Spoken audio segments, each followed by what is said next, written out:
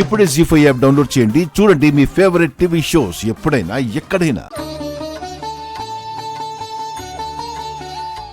కంచి రెండు భాగాలుగా ఏర్పడి శివకంచిగా విష్ణుకంచిగా ప్రాచుర్యం పొందాయి.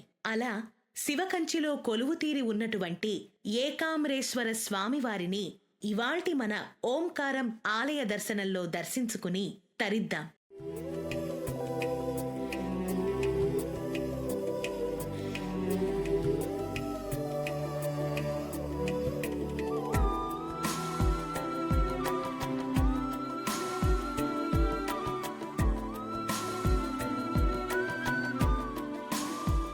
ఈ ఏకాంబరేశ్వర ఆలయం 5 ఎకరాల విస్తీర్ణంలో నిర్మితమై ఉంది.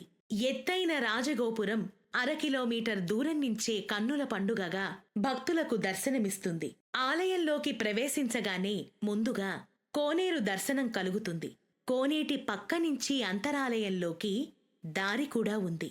అక్కడ ఉన్నటువంటి 100 కాళ్ల మండపం అత్యంత ప్రాచీనమైనటువంటి గొప్ప నిర్మాణం. ఈ మంటపం నుంచే భక్తులు ప్రదక్షిణలు చేసేటువంటి క్రమంలో వివిధ దేవతామూర్తులు దర్శనమిస్తాయి. 134 శివలింగాల దర్శన భాగ్యం కలుగుతుంది.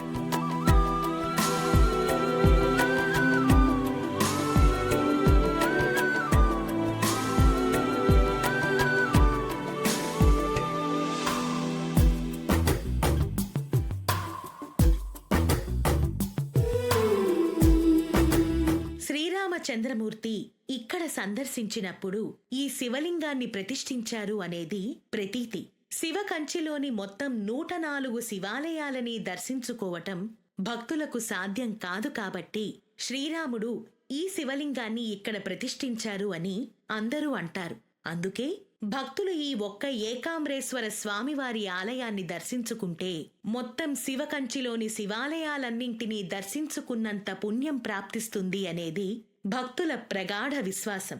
స్థల పురాణం ప్రకారం పార్వతీదేవి పరమేశ్వరుడి యొక్క అనుగ్రహాన్ని పొంది ఆయనని వివాహం చేసుకునేందుకు ఇక్కడే తపమాచరించారట.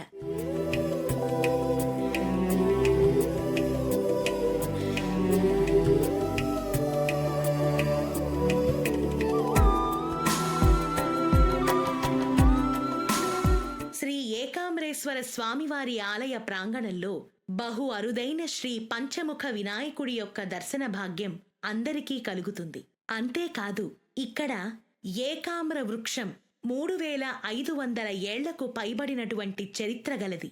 ఏకామ్ర అంటే ఆమ్ర అంటే మామిడి, అంబర అంటే వస్త్రం, ఆకాశం అని కూడా నానా అర్థాలు ఉన్నాయి. ఏకాంబరేశ్వర స్వామి అంటే ఒక మామిడి చెట్టు కింద వెలసిన స్వామి అని అర్థం. ఏకాంబరేశ్వరుడు భూమిని సూచిస్తాడు.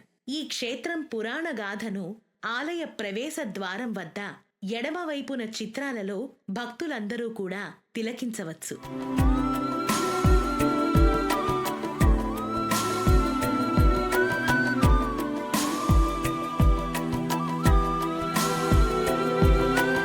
జీ5 యాప్ డౌన్లోడ్ చేసి అన్ని ఎపిసోడ్స్ పూర్తి ఉచితంగా చూడండి.